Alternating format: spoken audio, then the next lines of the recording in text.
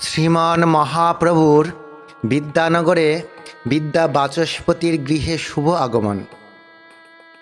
যিনি বিদ্যানগরে বিদ্যা বাচস্পতির গৃহে গিয়ে তারপর নবদ্বীপ অন্তর্গত পুলিয়াতে গিয়েছিলেন, আমি সেই শ্রী গৌরাঙ্গদেবকে ভজন করি।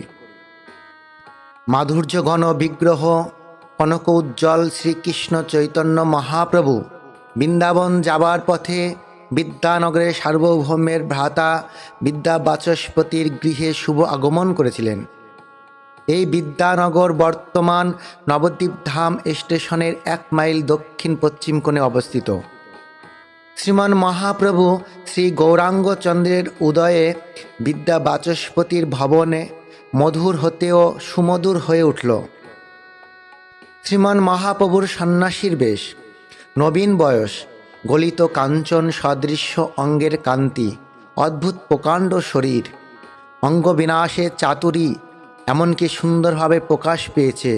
দেখলেই মনে হয় যে সমস্তই অলৌকিক। বিধাতার ভাণ্ডারে যত কিছু সুন্দর বস্তু আছে তার সমস্ত সৌন্দর্য মাধুর্য কেড়ে নিয়ে যেন এই অঙ্গ সুগঠিত হয়েছে। এই স্বর্ণ অঙ্গ ভাববরে ঢলঢল করছে, যেন প্রেমরস সাগরে মৃদুমন্দ মলয়ে তরঙ্গ উঠেছে।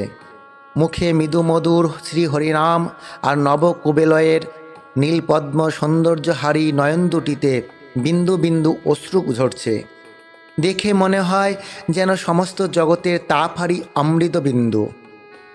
মাধুর্যের মূর্ত বিগ্রহ শ্রীকৃষ্ণ চৈতন্যচন্দ্রকে গৃহে অতিথিরূপে পেয়ে বিদ্যা বাচস্পতির মহাশয় পরমানন্দ সিন্ধুতে ভাসতে লাগলেন।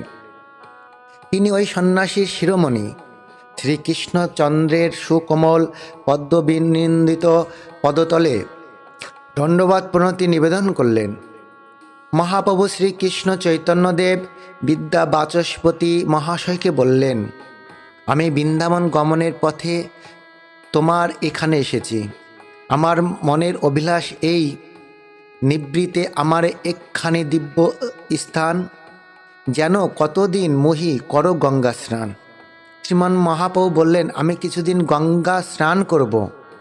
তুমি যদি আমাকে এখানে রাখতে চাও তবে আমার এই স্থানে অবস্থানের কথা অতি যত্নের সহিত গোপনে রাখবে। মহাপ্রভুর বাক্য শ্রবণ করে বিদ্যা বাচস্পতির নয়ন দিয়ে প্রেম অশ্রুধারা বিগলিত হল। তিনি অতি বিনীতভাবে করজোরে শ্রীকৃষ্ণ চৈতন্য মহাপ্রভুকে বললেন, বিপ্র বলে ভাগ্য সর্ববংশেরও আমার, যথায় চরণ ধুলি আইল তোমার। মোর ঘর দ্বার যত সকল তোমার, সুখে থাকো তুমি কেহ না জানিবে আর। বিদ্যা বাচস্পতির কথা শুনে শ্রীমান মহাপ্রভুর মনে বড় আনন্দ হল। তার গৃহে তিনি নির্জনে থাকতে পারবেন, এ কথায় মহাপ্রভু প্রসন্ন হলেন। বহু মূল্য রত্ন পেলে কৃপণ ব্যক্তি যেমন অতি যত্নে সুগোপনে তা রক্ষা করেন, সেইরূপ বিদ্যা বাচস্পতি মহাশয় শ্রীমান মহাপ্রভুকে গৃহের নিভৃত কোণে বাসের ব্যবস্থা করে দিলেন। কিন্তু সূর্যের উদয় কখনো গোপন রাখা সম্ভব নয়। সূর্যের উদয় কি কখনো গোপ্য হয়? সর্বলোক শুনিলে প্রভুর বিজয়। তখনকার সময়ে খবরের কাগজ ছিল না, কোনো বেতার যন্ত্রও ছিল না, কিন্তু মহাপ্রভুর এই আগমনের খবর চারিদিকে প্রচারিত হতে কোনো অসুবিধা হলো না। বিদ্যা বাচস্পতির গৃহে মহাপ্রভুর আগমন সংবাদ তরিত বার্তার ন্যায় চারিদিকে ছড়িয়ে পড়ল। আনন্দপুঞ্জের আগমন সংবাদ শ্রবণ করিবা মাত্রই লোকের মনে প্রেম আনন্দের সঞ্চার হল। যারা মহাপ্রভুর বিদ্বেষী পাষণ্ড প্রকৃতির ছিলেন তারাও শ্রী গৌরচন্দ্রকে সন্ন্যাসী হতে দেখে তাদের মনের আমূল পরিবর্তন হয়েছে। নদিয়ায় মহাপ্রভুর আগমনে সেই সকল পাষণ্ডীদের মন ভক্তিরসে দ্রবীভূত হয়েছে। মহাপ্রভুকে যারা পূর্বে হিংসা করতেন, নিন্দা করতেন, মহাপ্রভু শ্রী গৌরচন্দ্রের কঠোর তপস্যা দেখে তাদের কিরূপ ভাবের উদয় হয়েছে তা শ্রী বৃন্দাবন দাস ঠাকুর একটি গীতে এভাবে বর্ণনা করেছেন। কান্দয়ে নিন্দুক সব করে হায় হায়, এইবার নদিয়া এলে ধরিব তার পায়। না জানি মহিমা গুণ করিয়াছি কত, এবার নাগলি পেলে হব অনুগত। দেশে দেশে যত জীব তরাইল শুনি, চরণে ধরিলে দয়া করিবে আপনি। না বুঝিয়া কইয়াছি যত কুবচন, এইবার পাইলে তার লইব শরণ। গৌরাঙ্গের সঙ্গে যত পারিষদগণ, তারা সব শুনিয়াছি পতিত পাবন। নিন্দুক পাষণ্ডী যত পাইল প্রকাশ, কান্দিতে কান্দিতে কহে বৃন্দাবন দাস। সকল কর্ম পরিত্যাগ করে প্রেম আনন্দে উন্মত্ত হয়ে উচ্চ হরিধ্বনি করতে করতে আবাল বৃদ্ধ বনিতা লোক সকল বিদ্যানগরের দিকে ছুটল। অপ্রাকৃত আনন্দ লাভ করে তাদের জড়দেহ গেহ সব কিছুর কথা বিস্মরণ হয়ে গেল। সিন্ধুর খবর পেলে আর বিন্দুর জন্য আবেশ থাকে না। তাই মহাপ্রভু শ্রী গৌরাঙ্গের আগমন সংবাদ পাইবা মাত্র তার শ্রীচরণ কমল দর্শনে অভিলাষে চারিদিক হতে লোক প্রেমে মত্ত হয়ে পরমানন্দ সিন্ধুর পানে ছুটে চলেছে। পাশাপাশি বহু লোক ছুটে চলেছে, কিন্তু কারো প্রতি কারো কোনো লক্ষ্য নাই, এমনকি তন্ময়তা। লক্ষ লক্ষ লোক মহাপ্রভু শ্রীকৃষ্ণ চৈতন্যের দর্শনে চলেছেন বিদ্যানগরের অভিমুখে। এত লোক একই দিকে চলেছে যে পথ আর তার স্বল্প পরিসর বক্ষে তাদের স্থান দিতে পারল না। পথে স্থান না পেয়ে লোক বন কণ্ঠময় অরণ্য সব কিছু ভেঙে প্রবল বেগে চলতে লাগলো। এই জন অরণ্যের চরণস্পর্শে অল্প সময়ের মধ্যে কণ্টকময় অরণ্য সুগম পথে পরিগণিত হলো। দর্শনের প্রবল আগ্রহে ও মনের আনন্দে জনতা নানারূপ জল্পনা কল্পনা করতে করতে পথ চলল। তাদের অতি আপনার জন্য জন নদিয়ার চাঁদ নিমায় নাকি সাক্ষাৎ ভগবান। লোকমুখে তারা এই রূপ শুনেছে। উড়িয়া রাজা গজপতি প্রতাপ রুদ্রের সভাপণ্ডিত ভারতের সর্বশ্রেষ্ঠ বৈদান্তিক বাসুদেব সার্বভৌম ভট্টাচার্য নাকি নিমাইকে সরভুজ মূর্তিতে সাক্ষাৎ ভগবান রূপে দর্শন করেছেন, আর 100 শ্লোক রচনা করে এই ভগবানকে স্তব স্তুতি করেছেন। তাদের নিমাই যখন ভগবান, তখন তাদের আর চিন্তা কি? তারা এবার বেছে বেছে বর প্রার্থনা করবে।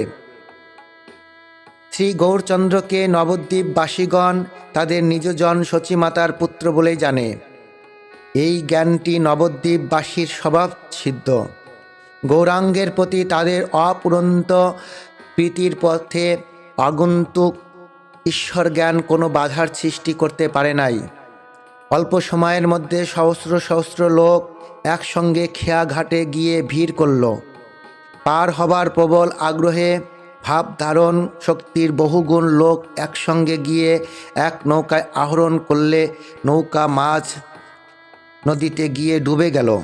কিন্তু লোক একটিও ডুবল না। আকুলের কাণ্ডারি গৌর নামে ভাসতে ভাসতে সকলেরই পাড়ের কুল পেল। যারা খেয়ায় নৌকায় উঠতে পারল না, তারা কেহ ঘট বুকে বেঁধে, কেউ বা কলার ভেলায় চলে, কেউ বা সাঁতার কেটে নদী পার হলো। গঙ্গার পরপারে বিদ্যানগর। বিদ্যা বাচস্পতি মহাশয় বিদ্যানগরের মধ্যে একজন বড় লোক। তার প্রতিপত্তি, মান, সম্ভ্রম ও যশ নবদ্বীপের সর্বত্র ব্যাপ্ত। গৃহে বসে তিনি লক্ষ লক্ষ লোকের হরিধ্বনি শুনতে পেলেন। খেয়াঘাটের মহা কোলাহলে তার কর্ণে গেল। তিনি স্বয়ং গঙ্গার ঘাটে এসে নৌকা যাতায়াতের উত্তম ব্যবস্থা করে দিলেন। কিন্তু তিনি দেখলেন লোক সকল আর নৌকার জন্য অপেক্ষা করছে না। যে যেমন সুবিধা মনে করছে সে তেমনি করে গঙ্গা পার হতে লাগলো। মহাপ্রভু শ্রী গৌরাঙ্গের দর্শন লালসায় তাদের মন এতই ব্যগ্র যে তাদের প্রাণের প্রতি আর যেন কোনো আসক্তি নাই। এ দৃশ্য দেখে বাচস্পতি মহাশয়ের চোখে জল আসলো। তিনি মহাপ্রভুর অপূর্ব মহিমা, অনুপম গুণ স্মরণ করে রোদন করতে করতে গৃহে ফিরলেন। এদিকে এই ভীষণ জনসঙ্গ গঙ্গা পার হয়ে কর্মশ বিদ্যানগর ছেয়ে গেল। বাচস্পতি মহাশয় গৃহে এসে ভাবতে লাগলেন, মহাপ্রভুকে কথা দিয়েছি তাকে লুকিয়ে রাখব, কিন্তু এটি কি আমার সাধ্য? এখনই লক্ষ লোক আমার গৃহ ঘিরে ফেলবে। লক্ষ লোকের উচ্চ গগনবেদী হরিধ্বনি ব্রহ্মাণ্ড বিদীর্ণ করছে। আমার কি সাধ্য আমি এইসব নিবারণ করি? সূর্যলোক যেমন লোভ হবার নয়, আমার গৃহে কৃষ্ণ চৈতন্য মহাপ্রভুর শুভ বিজয় তদ্রূপ লুকিয়ে রাখার বস্তু নয়। শ্রীমন মহাপ্রভু একটি গৃহে ভক্তবৃন্দ সঙ্গে কৃষ্ণ কথা রঙ্গে মগ্ন আছেন। গগনবেদী উচ্চ হরিধ্বনি শুনে তিনি চমকিত ও বিচলিত হলেন।